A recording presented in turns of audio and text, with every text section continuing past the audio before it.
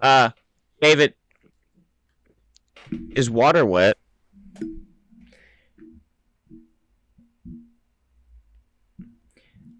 Okay, so the thing is, water makes stuff wet.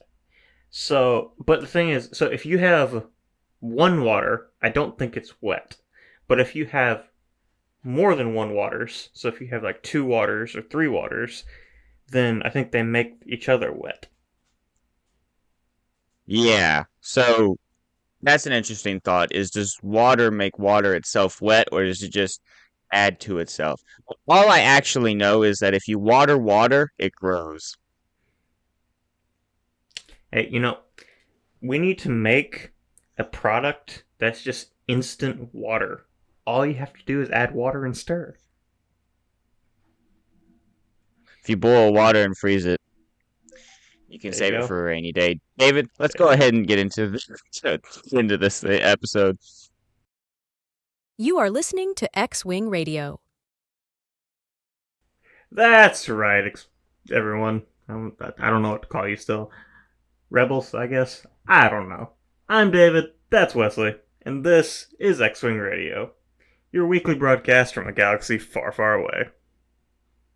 David, we got to work on you butchering this intro. You're getting most of it, but then there's just the I, butcher I area know that you keep chopping is up. this is the second week in a row. I know.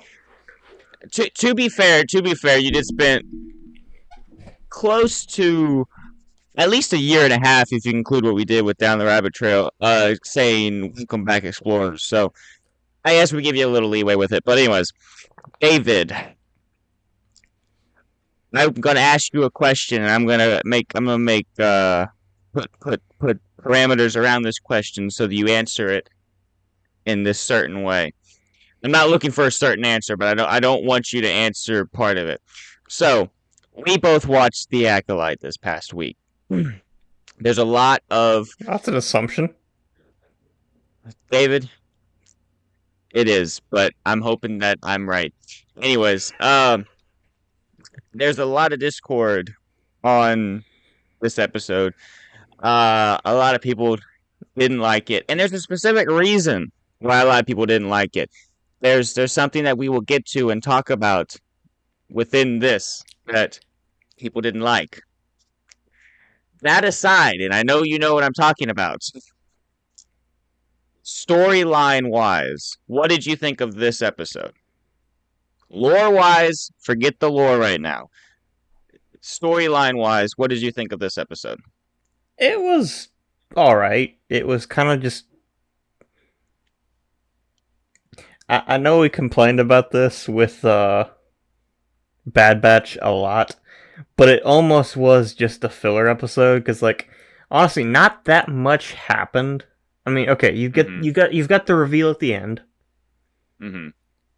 Other than that, not much happens. Yeah. Um. There's I think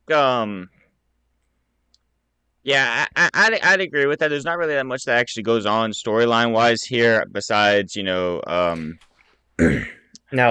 I mean, we have the death of another Jedi in this. I We do don't have get a to see prediction it. though. Oh, go ahead. Go ahead and predict away, David. So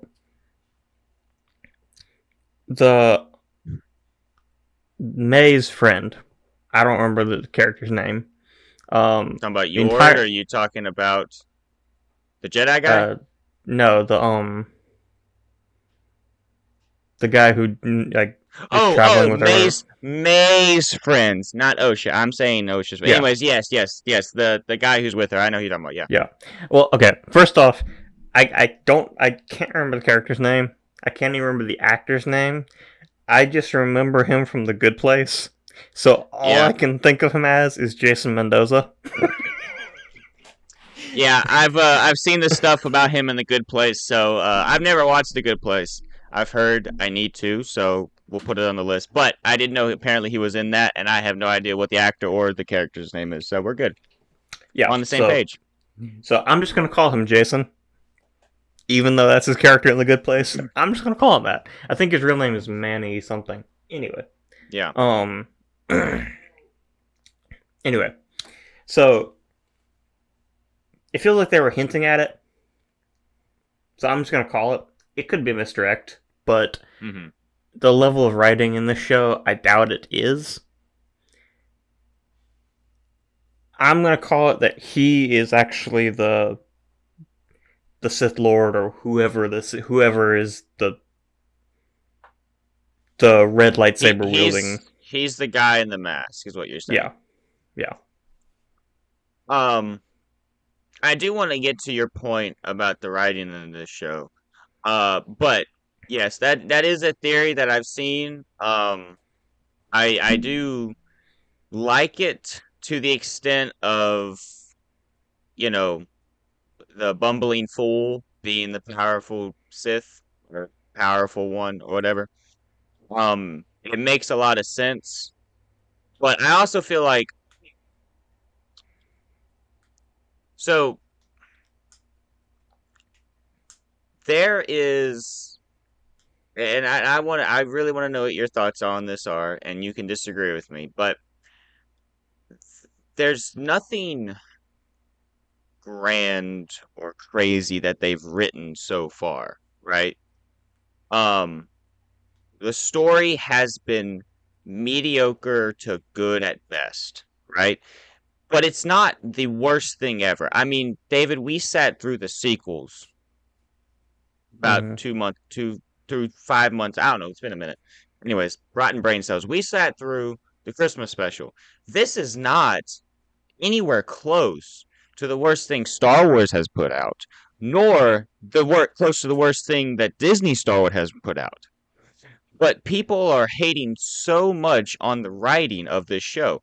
At at worst, this is just a mediocre plot, right? It's not awful. It makes enough sense, but it's not like anything grand, right? So again, I want to get your feedback in a second here. But like the areas that people tend to have problems with the plot are areas that you look at them and you're like, yeah, I don't think that we can trust what we're seeing here. Like episode 3. I don't think most of what we see in episode 3 is trustworthy.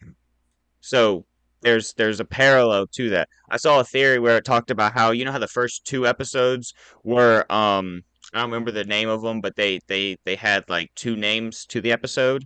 Mm-hmm. Um they were whatever slash whatever, and then when it came to episode 3, it was just I think it was Destiny, and then episode 4 that we got yesterday was Day.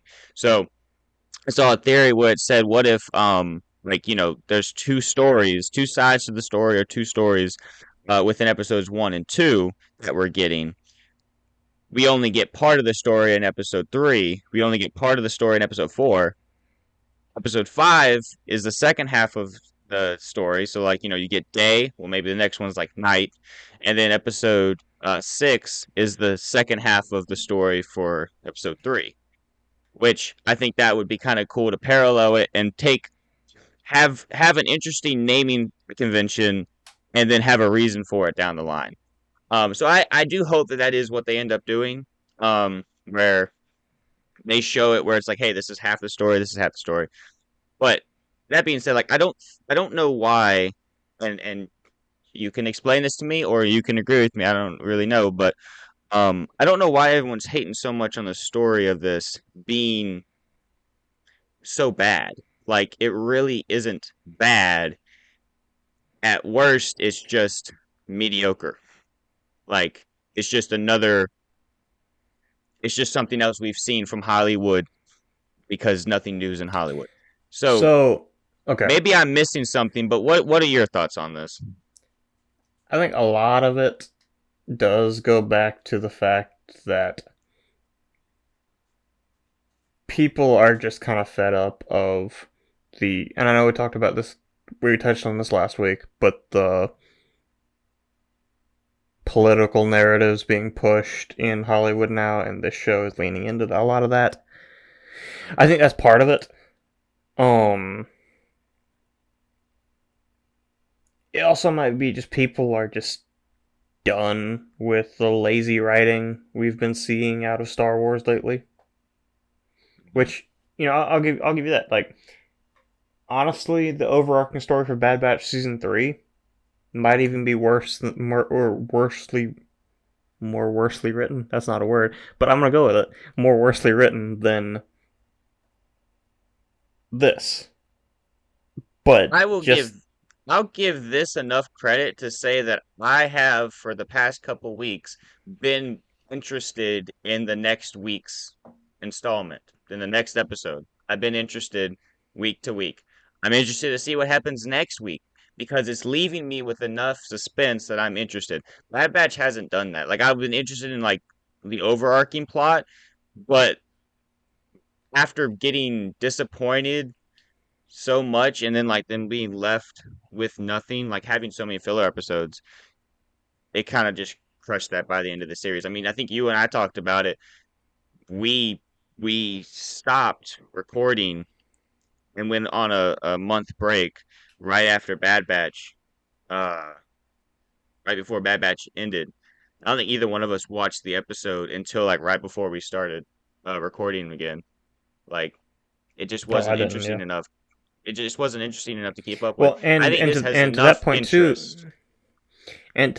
too, I also with Tales of the Empire, I was kind of excited for it, but I watched the first episode of the Morgan Elsbeth stuff Hmm. when it came out, and then I didn't end up finishing it until we were getting ready to like about to record the next episode when Yeah, we came back again. Like same thing with Bad Batch, just because it just I don't really know because the Morgan Elsbeth episodes were obviously just disappointing.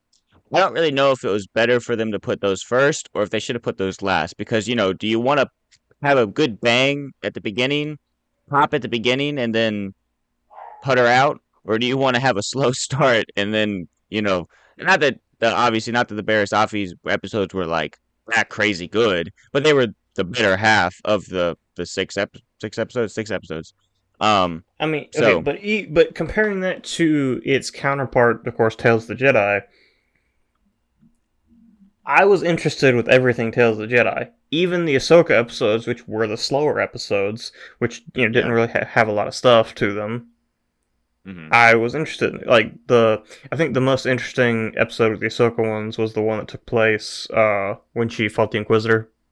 She got her hmm lightsaber crystals for her white yeah, lightsabers. That was the most interesting episode of the Ahsoka episodes. But still, that wasn't the most interesting Star Wars we've ever seen. But yeah, it still kept my interest. And of yeah, course, I loved seeing the Dooku stuff. That was amazing. hmm yes, definitely. But compared to Tales of the Empire was disappointing. Yeah, if you compare them side by side, I mean, even if you just look at it as a whole, the Barris Offee episodes were more interesting, but they just were. It's just more story to watch. But anyways, um, I don't know. I do agree. Like there has been a lot of lazy writing, but I also feel like if from things that I've heard, I also found I follow the was it the Acolyte on Reddit or whatever. It's the subreddit for it.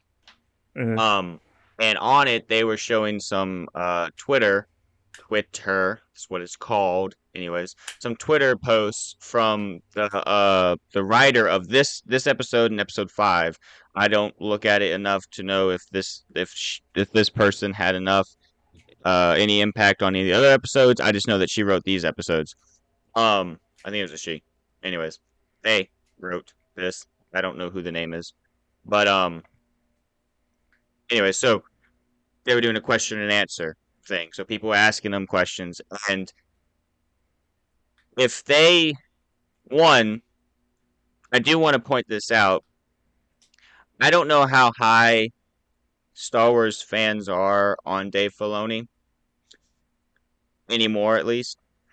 But there does have to be the point raised that he signs off on all this. Like, sure, there are other people who do it too, but all these scripts come across his desk. He makes sure he gets consulted for lore. So some of the Mm-hmm. stuff that we're about to talk in a little bit here, he signed off on. So if there's changes to lore, he has a hand in it. And I'm not saying that's good. I'm not saying that's bad. I'm just saying that is a point to be made. Um. So, but if they if they do what they can do with this, I know the show's already made, but if they do what they can do with this show to wrap it up, because David, we just got episode 4. We're only halfway through it because I think there's only 8 episodes, right? Believe that's what Okay, that's I believe normally it's what only they eight do. Yeah. episodes. Yeah. But we're only halfway through it, so we really don't know what's going on. They're going to be wrapping up the end of the story with the next 4 episodes, so they can be doing a lot more to make the last half of the series. If the last half of the series is takes all what you saw in the first half and does the misdirect thing, they can turn this from mediocre to good. Not in the eyes of Star Wars fans because they are already done with the show. They've already made their minds up about it after 2 episodes. They made their mind up about it. But anyways, but they can do things to show maybe a little bit more ingenuity with the writing. I'm not saying they're gonna do that. Honestly, I'm more so here just to play devil's advocate because I get pissed off at how much hate this show is getting, and we are only 4 episodes in. Like, the amount of hate that people are giving the story when they don't even know what the story is at this point in time. Like, this is all, like, the first 2 episodes, they were getting hate for being too slow or too fast paced. I don't remember which one it was, but I know that they gave other shows criticisms for the same thing in reverse or whatever. But, it's just like, give it time to develop. When you have problems with the lore, you can get on that. But if you don't see the whole story, like people are already criticizing the quote in episode 1 about the Sith not being around for 1,000 years. We don't know how this story ends. We have seen now, as of this episode, a red lightsaber ignited in front of a bunch of Jedi, but we don't know. I mean, they even talk about it in this episode. They don't even jump to the conclusion of this being a Sith. They could find out that it's not a Sith. Like, Sith is different than a fallen Jedi. A fallen Jedi can be a Sith, but just because you're a fallen Jedi does not mean you're a Sith. Just because you're a dark side user does not mean you're a Sith. And I'm curious to see how they distinguish that. But it doesn't have to necessarily be like a lie. Also, to that point, talk to me about Coyote Moon. I always have a hard time with his name. Kiadi Mundi. Coyote So Mundi. Talk okay. to me about him, David. So I do have something like more of my opinion about this, Mm-hmm. which I'll get to in a minute. Um, Before I do, I want to hear your opinion about that. But Okay. before we hear that, I'm gonna kind of go over a little bit of the um why a lot of people don't like this. Yeah. So, okay. In Legends, if you go, like right now, if you go to Wikipedia and look up Kiadi and go to the Legends tab, it has his birth date as 93 BBY, which of course the Acolyte takes place like it's either like 13 or 130. 16. It's like 13 or It's like 16 years before this. it's about 40 years before this. It takes place in 130 BBY. Oh, okay. I didn't realize it was that far back. Anyway, yeah, it Yeah. takes place before this. And that's where a lot of the criticism I've heard about this is. Now, another thing I've heard too is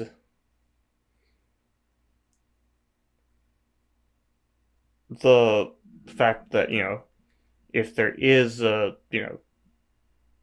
whispers of a dark side user, whether or not they've said Sith or not, Mm.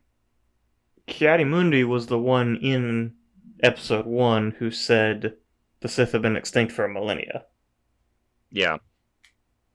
So if he were in the briefing room and they were talking about this, and they again they never said Sith, but they hinted at a dark side user. Hmm. That's the other side of this that I've heard for Yeah. it breaking lore. So I want to hear what you have to say about this before we get into that. Okay. So the question and answer thing that I was talking about earlier, uh, in it, they were asked about this specifically. Um, and honestly, the way that they were quote asked was kind of rude and condescending. Essentially, they were like, "Have you ever seen the Phantom Menace? Do you even know anything about the Phantom Menace?" And the response was that they loved it growing up, so they had seen it multiple times, and that there would be like that he would have no knowledge of Sith in this time frame. So if they are aware enough, I'm not saying they have to be aware of much, but if the showrunners are aware enough that they need to write something that makes it to where the line in episode one is not contradicted, then I'm interested to see how they do it. And from what I've been seeing, they are planning on doing it. However, they go about doing it.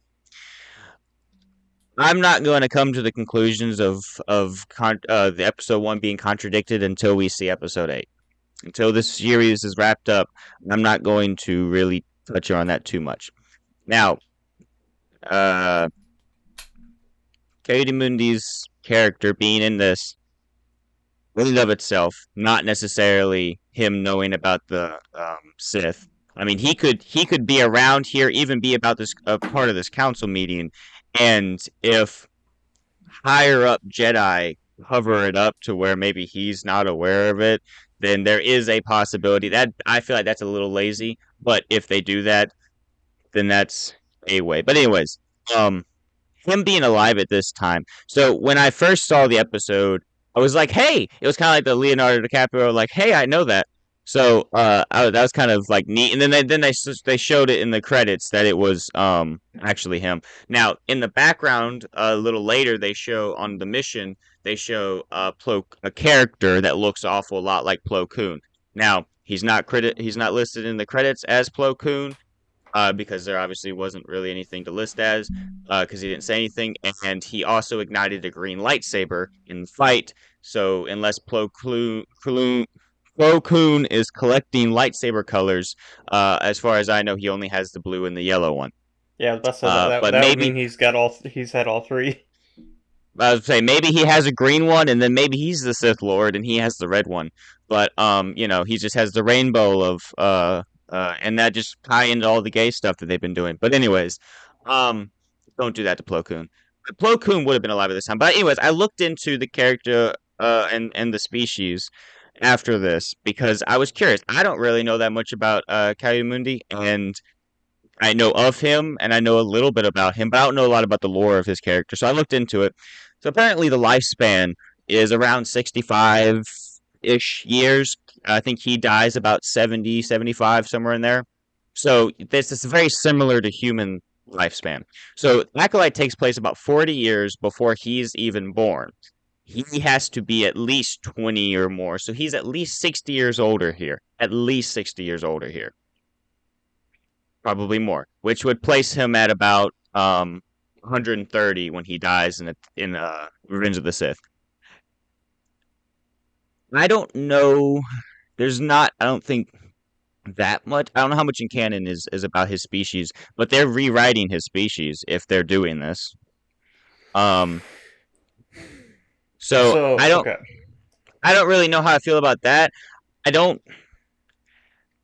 The thing though is that, like you said, if you look up on Wikipedia and go to Legends, it has his date as 93 BBY.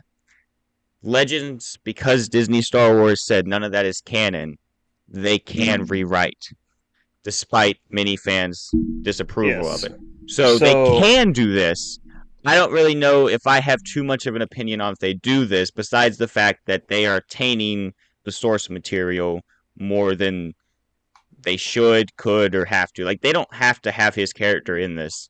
He didn't do Okay, anything. He was just kind of so there. it's cameo. So, okay, here's the thing. If you want to get upset about it, the fact that they changed his age in the prequels and changed the lifespan of his species, go ahead, get upset about it. Hmm. But here's the thing.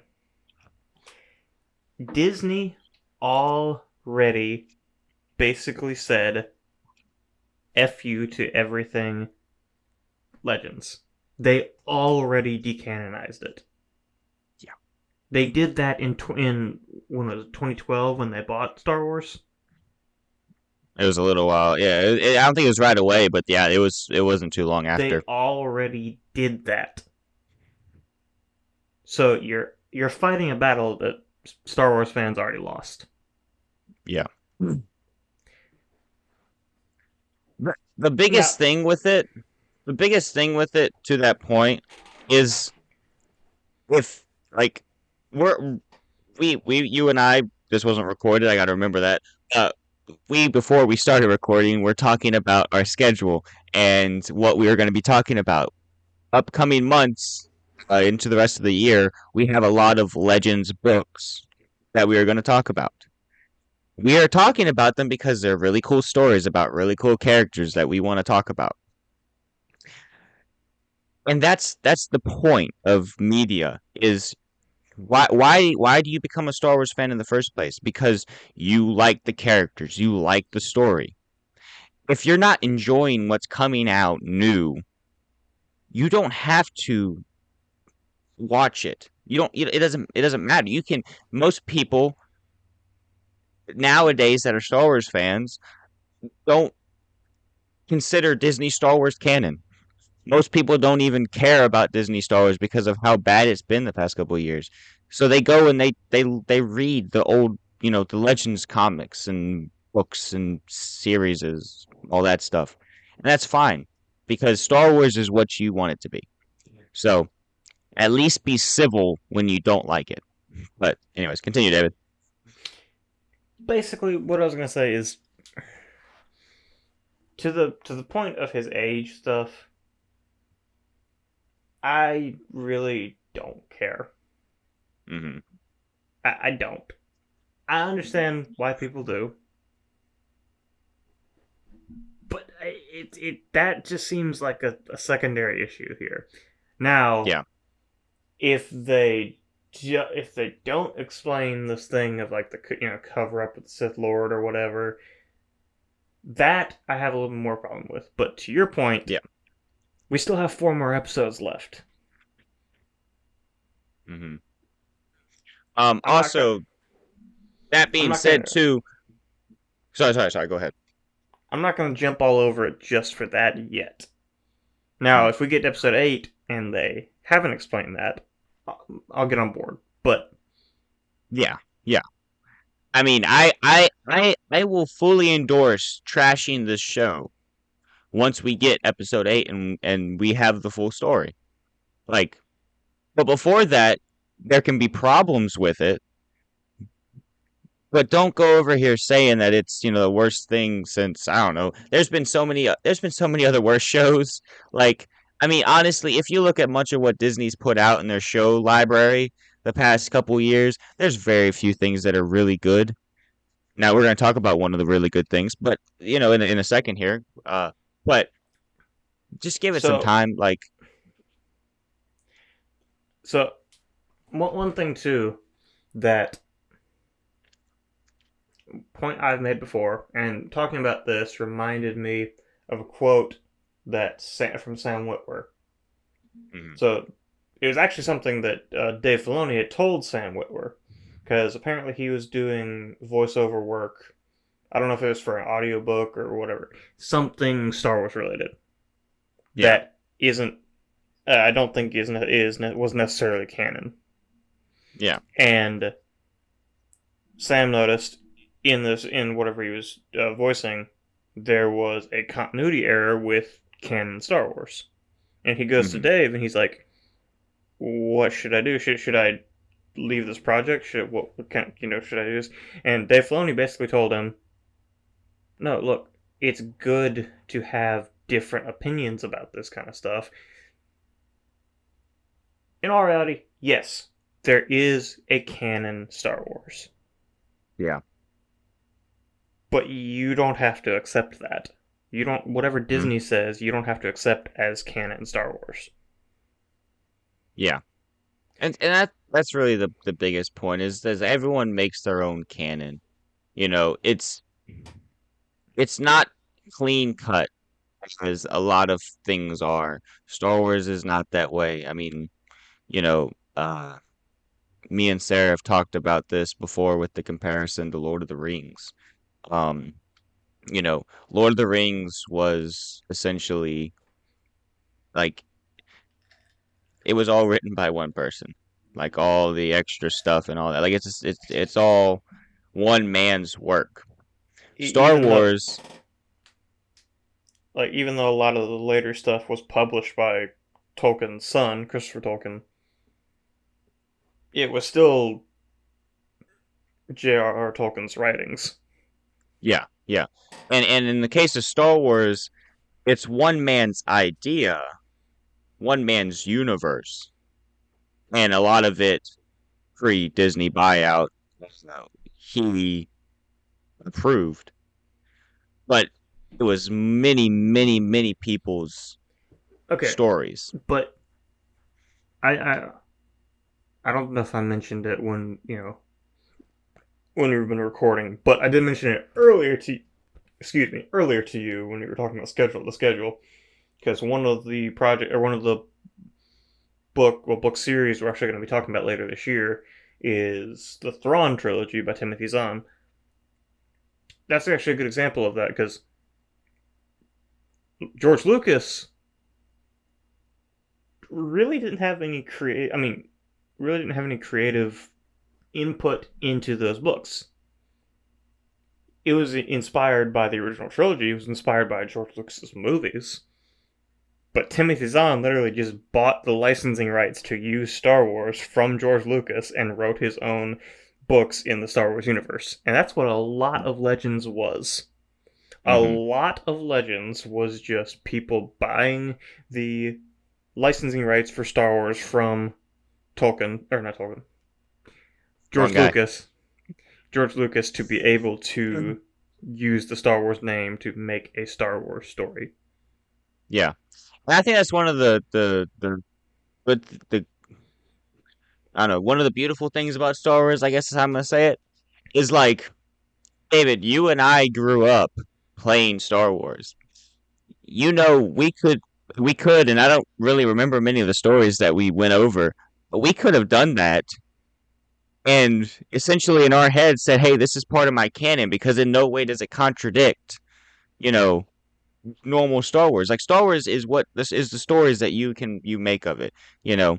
Like uh I will probably not be playing mostly because of the fact that my Xbox is not new enough to play and games are too expensive. But there's a new Star Wars game coming out, right? And it's what Outlaw or whatever, and you play, I believe, from what I know about it, you play as a bounty hunter, right? I don't know if there's an actual storyline to it or if you just kind of play in the universe, From what but I've heard, is basically GTA in the Star Wars universe.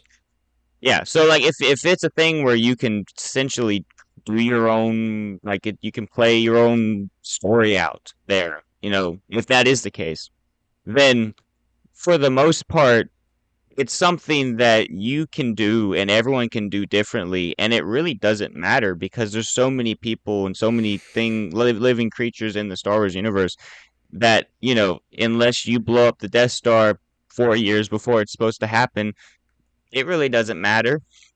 You're not affecting canon. Now if you blow up the Death Star before it's supposed to happen, then obviously, but that'd be pretty bad. But like I said, you don't necessarily have to everyone's different. Everyone's gonna like different stories and not Hmm. others. So,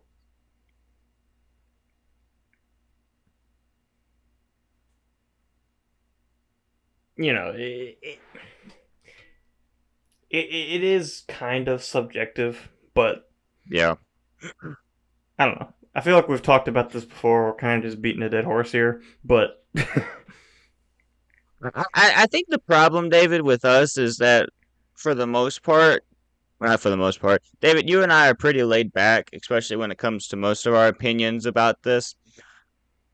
And I don't want people to take that as we don't care or that we are indifferent about any of this because we do care about Star Wars. I mean, David, I think I recently had to give a speech in one of my classes about um what was it? It was like an information. Anyways, I gave it about George Lucas, talking about his life, and in it, to wrap it up, I basically was like, in all honesty, I don't know what I would have done for most of my childhood without George Lucas, because a lot of my childhood was spent playing Star Wars, watching Star Wars, or just doing something Star Wars related. And I know that you're very similar to this too, because we did a lot of this together.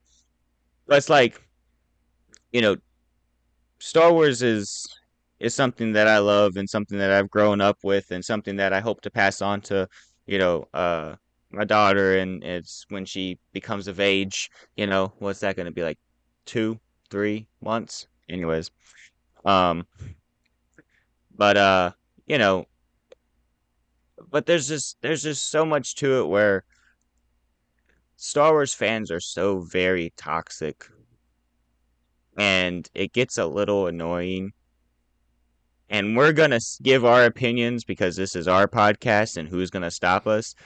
But also, I don't want to add to more toxicity mm. out there for basically to Star sum up, Wars. basically to sum up our thoughts on all this stuff, whatever you want to consider Star Wars, consider it Star Wars. Most people, I feel like consider the original trilogy like that's kind of universal, and at this Yeah, point, the prequels are also kind of universal, universally yeah. accepted as Star Wars. But you know, go ahead, just accept Disney's Disney canon, and or accept Legends. It doesn't really matter to you. Or pick and Speaking of choose. speaking of Andor, do you like that segue? I see what you did there. I hate it. I hate it, and I love it. I hate it Speaking and I love it.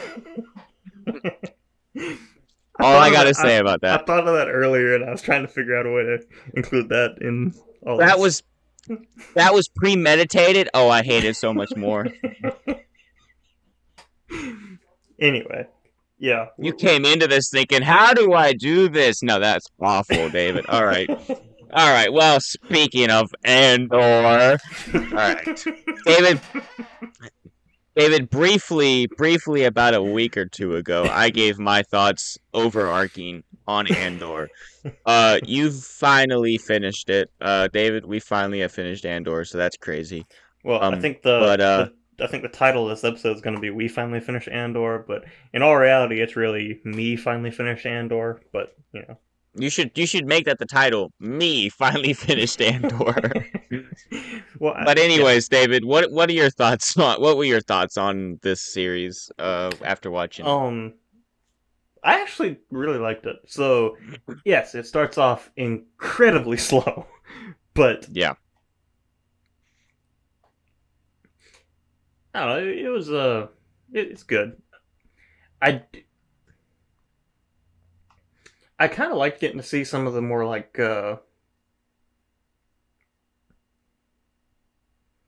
so obviously we got a lot more of the political stuff with like of course you get like the rebellion kind of starting to take shape here. Of course you see like Mon Mothma and stuff in the Senate and all that. Excuse me. Um, I also thought it was interesting seeing the ISB in this capacity because, like, yes, we got to see ISB agents in Rebels, but I never really thought of the ISB as this much of a bureaucracy. Yeah. I really like seeing more of the inner workings of uh of the Empire. Like, you know, the three, like you said, the three areas that we follow within the show are we follow Andor's character, obviously, and then we follow Mon Mothma, and that shows a lot of the political side and a lot of the seemingly underhanded stuff you have to do when creating a rebellion. Um, like Mon Mothma, and this is a trend within the character of Andor. We saw him like this in Rogue One, and what's his name? The guy who gets Andor brings him in. Um, Um, you remember what his name is? uh, If you want to maybe look that up real quick. But his character, some of the underhanded things that you have to do as part of the rebellion, you get to see a lot of that stuff. These people that we see as good people sometimes do underhanded things for the greater good. Um, Luthen. and then Luthen. Yeah. Okay, so Luthen's character there. Um, but then you also follow the ISB agents, specifically one. You also follow the security guard guy, but that kind of ties in with the ISB agent. You get to see the inner workings more so, and like you said, the political aspects of it, of just how the empire is run. And I did think that was kind of cool. Now, Uh, it was all right, but the first little, I guess, story arc with the because, like you said, there's kind of like three plots. There's an A plot, a B plot, and a C plot. mhm. Following Andor, there's kind of like two main story arcs. There's the heist, and then the Yeah, prison. yeah. I actually really liked the prison part. That was Oh yeah, that was some the of the that prison was some of was. the, that was probably the best part of the show. I would agree with that. I'm curious to see because Andor season 2 is rumored or maybe in the works or whatever. I don't know when that's supposed to come out, but I've heard a lot about that being something they're going to do. Which I don't really know how you do that. I think this only takes place like 5 or so years before Rogue One, so I mean you can still pack time in there, but like Andor is Andor, so I don't know how much more to Cassian's story we actually need, but I'm curious to see if they do have it. They left. Uh, They ended the what's his, show what's at a what's point. what's the character's name? Not the character's name. What's the actor's name? Gollum. Andy Oh, Andy Serkis. Serkis, They which left Andy he's Serkis's already been in character. Star Wars, but I guess he's in it Shh. again. Anyways, he did a really good job, and they obviously left his character open ended. So I don't know if they'll bring him back, but I do agree. I did like the prison episodes; those were really good. Also, that during the prison escape, the speech that Kino Loy or Andy Serkis, that speech, oh my gosh, that was good. Let's be honest here. Andy Serkis can say anything he wants, and it will sound good. I mean, he just But got that voice. that monologue was just like. Yeah. Also, uh, I forgot his name again, but I'm Stellan Skarsgård, the guy who got Andor into the yeah, Luthen. um, Luthen, yeah, he had a bunch of really good monologues too. Yeah. Well, yeah, I think they got a lot of not necessarily even just good character development in the show for certain people. May not even character development, but they had a lot of really good. I mean, the acting in the show was really good. I mean, they did really good with that. Luthen's character casting, very good job there. You know, Andy Serkis, he is obviously a really good actor. Um, but yeah, all around, like there's a lot of really good aspects to the show. Now, I do want to touch on this one thought, and I want to know what you think. So, earlier when I talked about um, Andor not necessarily having a um, character arc, I put it in a short, and I got this Yeah, response. I was actually gonna read that comment, so I'm glad you brought that up. So yeah, go ahead, read it. Okay, well, I'm about to read it, and I do want to know what your thoughts are on that. I have changed a little bit on it, and I want to go over my thoughts on it because I've watched stuff on. I didn't rewatch the show, but I've gotten a little bit more into it because we were talking about it. And anyways, so Starship Yorktown commented on my video, the video we posted, and said on that, I said I have to disagree. Episode 11 was a masterclass in character arcs. After getting out of prison and finding out that his adopted mother has had just died, Andor completely changes as a man. The somewhat selfish man we saw in the earlier episodes changed into a man more concerned about the needs of others. Cassian Andor learns that he can't just coast along in life and ignore what's happening all around him.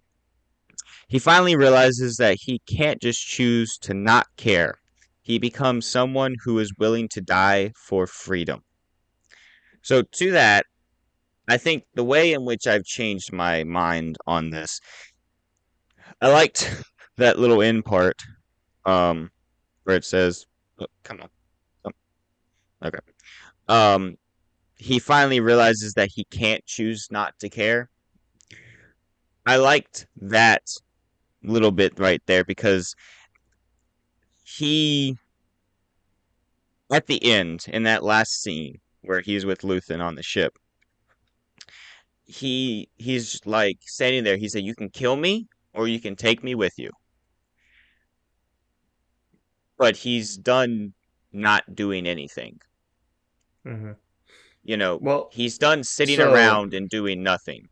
So there's that much of the character development. Now, I wouldn't necessarily agree that he didn't care about his adopted mother through the whole series. Obviously, he cared about her. He left because he cared about her. He didn't want mhm. her to get roped up into it. He goes back um, to help free his friend and to maybe get a glimpse, at the funeral going on. Um, but you know, he does realize that he can't just not care like he has in the past. Mhm. But also But one thing I do want to point out too is the that comment, and again, it's a comment, as a YouTube comment. You know, they're not going to go into a ton of detail, even though for some reason we always seem to get like entire essays in our comment sections. But that's beside the yeah, point. when we get it, we get it. Anyway, that's beside the point. Um, yeah, they made the comment about the about his adopted mother dying is what caused his character development. But I would argue more that that was just the straw that broke the camel's back. Yep. You know, of course, the Mm, throughout the whole series, you kind of get that building. So, like in the first little arc with the heist, you see, Andor kind of with these people. He sees the kind of the passion for the goal yeah. of freedom, and then of course in the prison, he kind of sees the really the best and worst that the galaxy has to offer. Mm-hmm. And then of course you get on top of that, his adopted mother dying. Yeah. So Which so I also, will go ahead. I mentioned monologues earlier. That one that she gave with the hologram. After that, that was also a really good That monologue. one that one gave me some chills because they started the fighting after that, and Yeah. that was really good. Um, but yeah, I don't know. I mean, obviously this is a good show, and you know, I will take back what I said about Cassian not having any. Um, character development.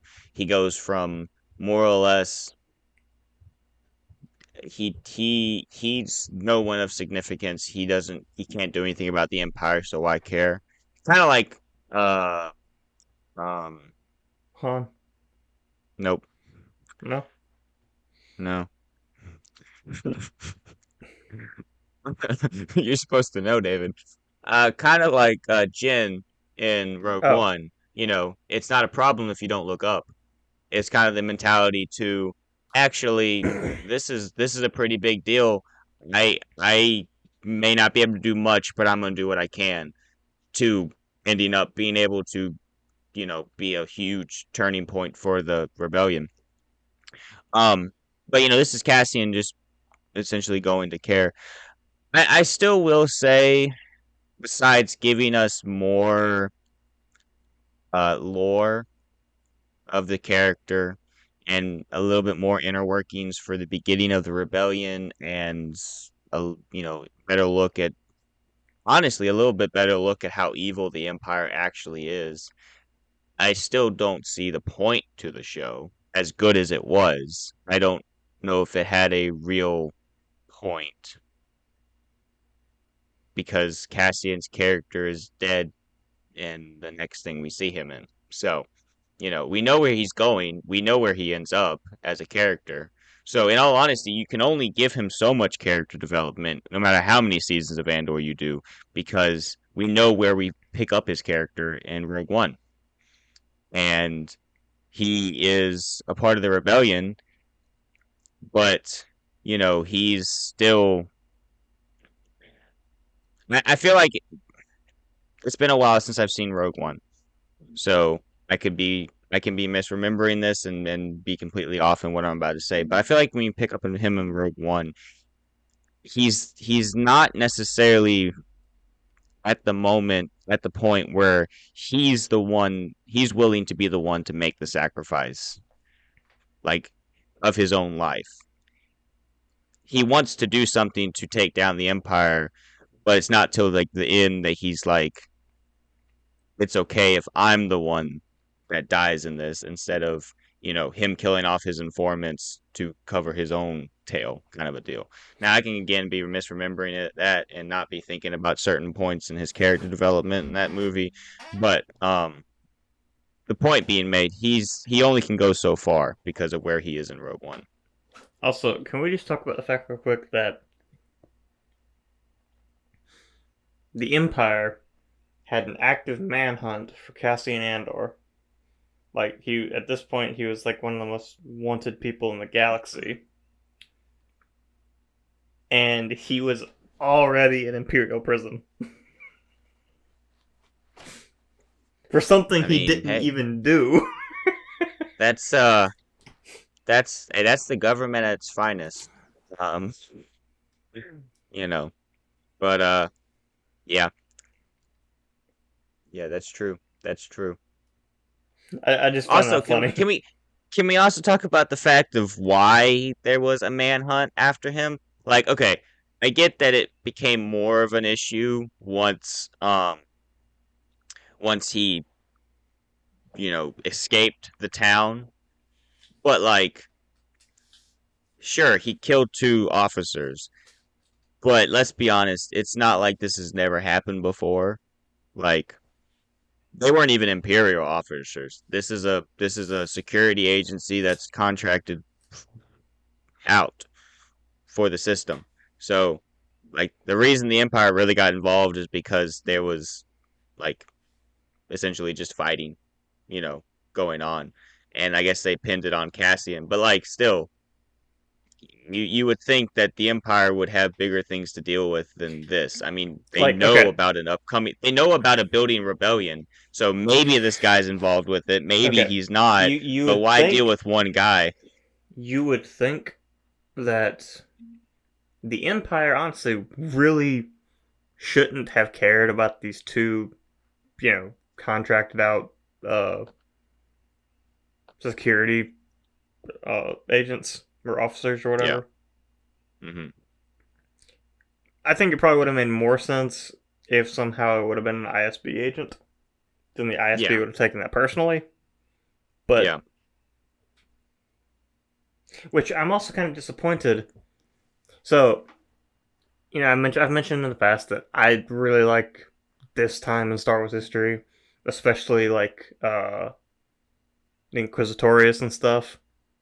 I Hmm. also think the ISB is really cool, Yeah. and we haven't actually gotten that much. Like we see Klaus and whatever the other ISB agent in Rebels was. I can't remember her name, but we see them, and then we see this in Andor, and Hmm. that's really all we know about the ISB. Yeah. Well, maybe I've seen stuff about Andor season two. I'm not sure if it's actually something that's in development or not. I don't really care that much until it actually comes out. But maybe we'll get to see more of that in that season two. I mean, you know, um, it there are a bunch of interesting factions. I do like I did really like to see the inner workings more of the Empire with the ISB here. Um, it like I said, I think it really just goes to show just how evil the Empire is. Um, they who was the director guy was like talking about how they're not security. They're, essentially there to take care of the disease in the galaxy, you know.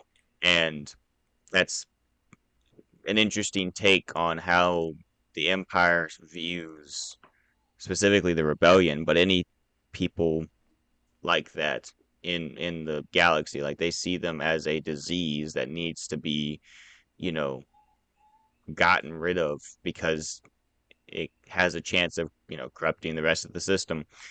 But but then it's one of those things where it really ties into Leia's line, I believe, in episode four, where it's like, oh yeah, it would be episode four because she's talking to Tarkin, but it's where the more you tighten your grip, the more star systems or whatever slip through your fingers. So they're trying to blot out the disease, but little do they know that again, the tighter they grip, the more they lose control. Mm-hmm. So another thing, this is just another one of these random thoughts that I had when watching the show. I'm sure you had plenty. But one thing I noticed was all the like members of like the ISB or council, basically the all the high-ranking people in the ISB, all wore Hmm. white uniforms. Yeah. Most other most of the time when we see Imperial officers, they wear gray, and I guess that's Navy. The Navy wears gray, Hmm. except why do Thrawn and Director Krennic wear white? Yeah. I didn't really necessarily think about it when I was watching it, but when we were talking about it just now, I was going to make the comment of why didn't we get more ISB in Rogue One? But then I was like, wait a minute, what was Krennic? And so I didn't end up saying that. But yeah, what was Krennic's was over Science Division, right? Is Yeah, that what he was but supposed to be over? but the thing too was he would have been, I guess, science or engineering, but Galen Erso would have also been science or engineering or whatever, but he also Hmm. wore gray, like the Yeah. naval officer uniforms. And then of Yeah. course you got Grand Admiral Thrawn, who was a naval admiral who wore white, Yeah. and we've seen other Imperial admirals wearing gray. So I don't know what the Color system I is. don't even know if there is a distinction. But Yeah. Well, also that to that point, remember, I believe it was in the season three of the Bad Batch. But there's a point where they show a like round table of the like directors and Tarkin's there and Krennic's there. Wasn't Krennic the only one in of that that group that was wearing white as well? I think Or so. is there Yeah, another I can't person? remember, I don't really but remember the scene, but I think there was a couple variations of uniform, but I think like for the okay, most so part it was to me, like I said, it traditionally would what we make sense. saw. It would make sense that maybe they're different uniforms for different parts of the Imperial Army because Like Star Trek. yeah, like I don't even know if you would consider the ISB part of the army, but still, Hmm. the ISB officers were white. Obviously we've seen ISB field agents uniforms in Rebels, and in Battlefront 2. Um, then of course the Navy would make sense to where all officers wear gray. But then Grand Admiral Thrawn is obviously a naval admiral, so why is that different? Director Krennic might be a different division of the Imperial military, but then so Galen Erso would also be the same division. So why do they have different uniforms? It doesn't make any sense. I do wonder if there's an answer to that. So maybe we need to look into that and Now, actually figure out what one would be the answer. one reason why I actually thought about this is actually because of one of our cousins. Okay. So Luke was actually over here mentioning this, and he told me that his theory, at least for Director Krennic and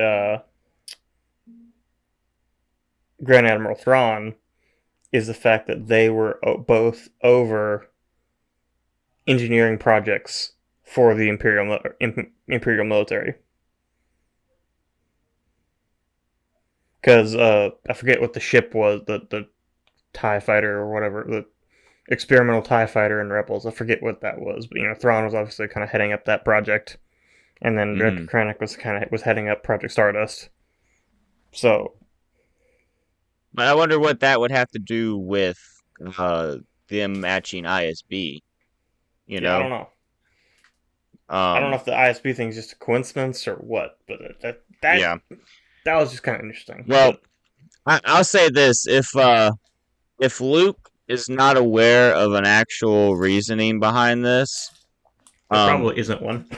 there probably isn't one. David, I Luke has dived into Star Wars. I am so far removed from that stage of knowledge.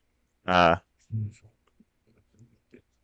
I can't remember all that stuff, but he definitely knows his Star Wars. So Mm-hmm.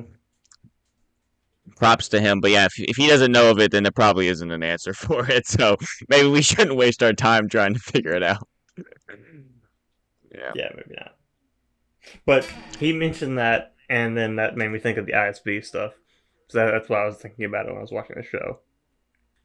Mm, But yeah, yeah. all in all, there.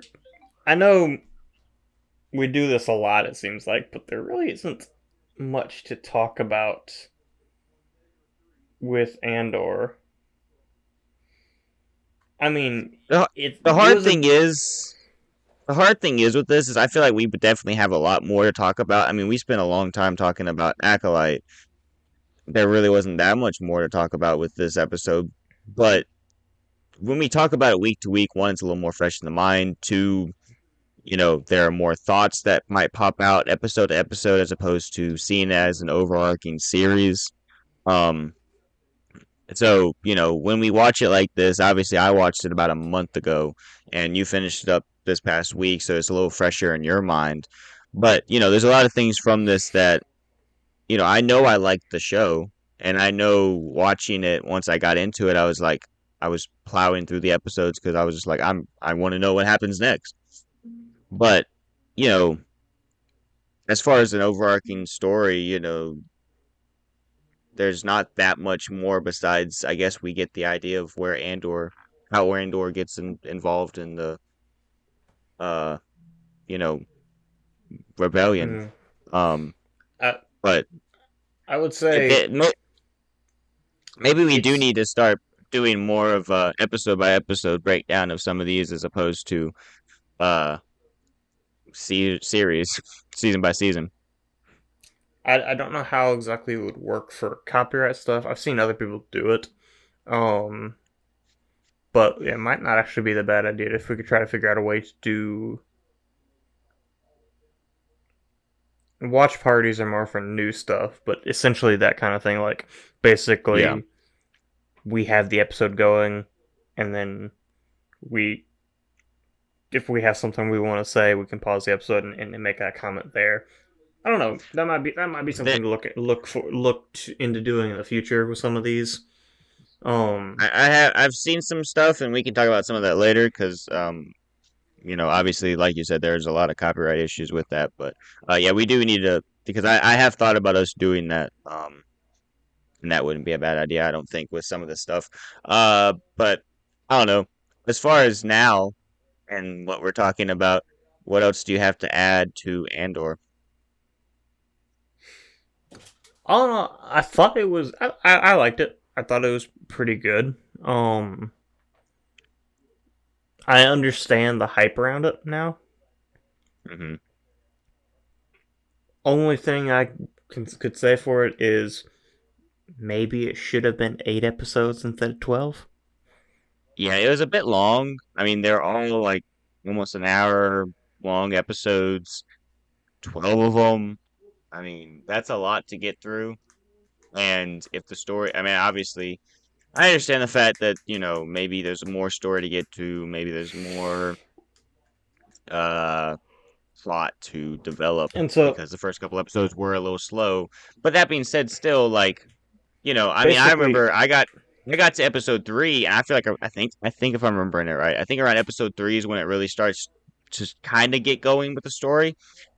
You're having to sit through roughly 2 hours. I mean, it might have been episode 2, but you're still having to sit through roughly 2 hours of this before you actually get something that's good. Like that's a movie. and You have see, to sit through a unfortunately, boring movie yeah. setting up See, and plot and before you get to a good part. unfortunately, so okay. I know we've talked about this before with The Office. For someone, if you ever recommend The Office, excuse me, if you ever recommend The Office, I think you said you've done this before. I know I've done this before, and I've recommended The Office to people. Yeah. Skip season one, but you can't do that with Andor because you need the background for those first 4 episodes. You can't Yeah, I just mean, skip them. right now, if you skip season 1 of Andor, you don't have anything to watch. No, but what I mean is like you can't skip the Yeah, boring beginning part of Andor because you miss too much. Like, yes, it's David, boring, it's slow, but you still have that background that explains the rest of the it's series. important. It's Yeah. very important. David, to that point, what do you think of season 1 of The Office? Because recently, a little while ago, me and Sarah were watching it, and I don't know. I know how I felt about it when I first started watching it, but like it's low key kind of good now. I don't know why, but I'm just like, you know what? This is nowhere near as bad as it once was, and maybe it's just the nostalgia or something kicking in. But maybe I've watched too much media, and my brain's just rotting. That's probably the case. But It's been too long since I've seen the first season of The Office. I can't really do speak to do, that. do you usually skip it? Yeah, but also It's only like but it's it's only also like been a 7 or 8. long time since I've even watched The Office. So, Uh, yeah, that's fair. That's fair. All right, and David. a lot of times more recently when I've been watching shows, I haven't just started at the beginning and watched the whole thing. I've really just oh, I'll just watch an episode here that oh yeah, that was a good episode. Let me watch that one, and then I'll watch a couple episodes after that just because it just let it autoplay or whatever. Yeah, So yeah, that's a lot of times the way I watch shows now, that's fair. I mean, unless it's something like The Good Place, because I did watch the first 2 seasons of that not too long ago. The rest of the series is worth watching at least once, I'd say, but really the first season of The Good Place is really good. Um, but yeah, but that's a show you well, need to David, watch in like the you need to watch it all in order. in order. Well, some shows like that, like The Office, has an overarching story, but it's a lot of like not filler, but they don't always you don't have to watch them back to back to really understand what's going on episode to episode. Parks and Rec is a little like much more story based, where you need Okay, to watch it in order. but But at the same Parks and time, Rec. but if you if you watch an episode randomly here and there and you've seen it before, it's not the end of the world because it I was can about to still say, be. The Office. You could, with the exception of like the last couple episodes, you could really watch The Office in any order, Hmm. and it would make Yeah, sense. You really just have to know, okay, Michael leaves at this point, and then of course the ending is the ending. But that's really yeah, all you need to know. Maybe yeah, there's a couple arcs like the Michael Scott Paper Company that you kind of need to watch in order. Other than that, it's not yeah. that much. Parks and Rec, the first time you watch it, you need to watch it in order because there Yeah. is an overarching story to each season. Well, I But think anything again, you need to watch in order the first time. after you watch it, you can really watch it in any order. Yeah. And then, Community.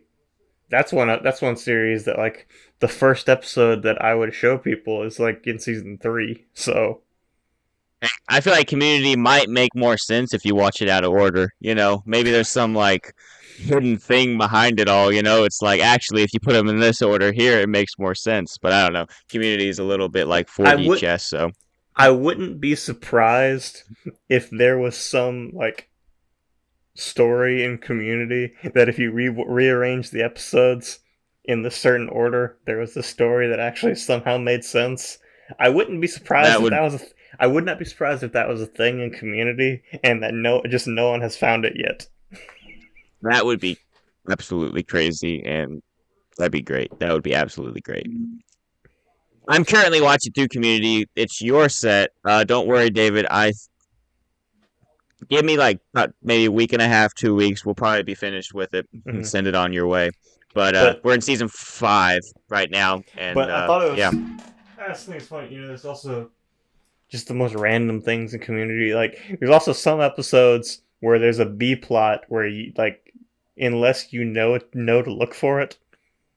mm, Like of course, I'm thinking that one episode where Abed meets the couple who the girl's pregnant, and then at the end, towards the end of the episode, Abed actually delivers the baby in the yeah. back of a That car, was and I. unless you're looking for it, you have no idea that the whole B plot is going on in the background. I had known about that before, um, but this past time watching through it was the first time I watching it saw it in the black background, and I was like, when I was watching the episode, I was like, oh yeah, I think it's, and I saw it in the background. I was like, oh yeah, I know about that. So that's And what that then, is. and it's funny, they bring it up later on, and Yeah, most people could probably just write it off as a like, just oh yeah, it's off screen. just something random that they threw in there. But no, it actually happened in the show. It was a B plot Yeah. in an episode that they it was Just put in the background. yeah. That was really funny. Um, yeah, earlier today we watched the Meow Meow ones, which is one of Oh, my meow meow beans. Oh gosh. I like that episode. It's one of the later ones that they made, and there's some, I don't know, it's one of, not necessarily one of my favorites, but like when I'm thinking about episodes in the show, it's one of the ones that sticks out to me, and It's definitely one of the best of the later seasons. yeah, yeah, yeah, it definitely It's is. almost got like a that kind of like Black Mirror feel to it. Hmm. Yeah. Well, David, we are clearly not talking about Andor anymore, or Acolyte, or Star Wars. So, what else do you have to say, wrapping up? Um, here's an interesting thought. Uh-oh. Since the the two parter in the two parter paintball in Community Season 2, since the first one of that is almost no, not the first one. First one's the Western. The second one is almost a spoof of Star Wars. Does that count, and can we talk about it on the channel?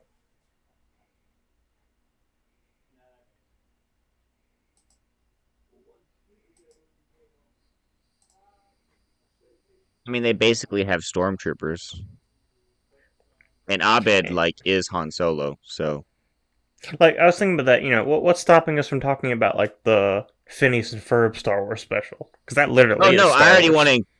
I already want to include that. Yeah. But then, how far are we going to take that? Like, can we talk about the Community spoof, even though it's not actually Star Wars? Like you can even talk about like the Family Guy stuff because that literally is Star Wars again too. Yeah, But David, I think you're missing the point here. This is our channel. We can do whatever we want. true, true. Now, now, how well the reception is will depend on people. But in all honesty, if we just kind of divvy up our schedule well enough, we can put in some things that are more passion projects as opposed to being more topical. So we will discuss when and where we can talk about that. Not when and where. We're obviously going to do it here, but when I guess the when is the problem. But anyways, we'll talk about it later. Yeah. I'm all for talking about the community episode. Anyway, like you said, we're not really talking about Star Wars anymore, so we should probably just go ahead and end it here before we get off of too much of a tangent. Oh, Um, well, tangent, keep going. Abed doesn't like the prequels, or Phantom Menace at least.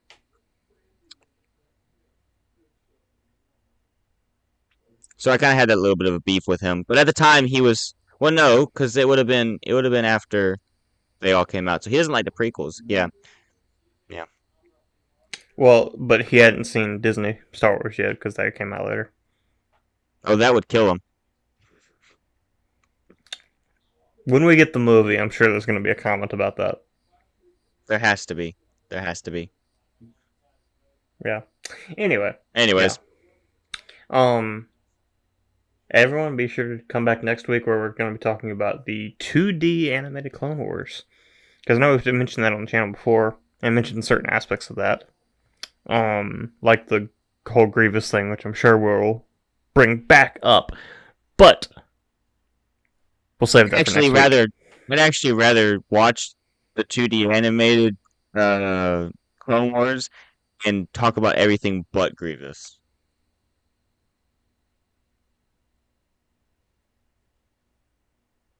Okay, please ignore Wesley. And come back next week while we talk for us to talk about the 2D animated Clone Wars and And specifically Grievous. exclusively Grievous. There you go. There you go. Okay. Well, Wesley, do you want to sign us off? Alrighty, we hope you enjoyed this week's episode. Tune in next week on X-Wing Radio. That's it. That's all I got. Go away. That sucked. Till next week.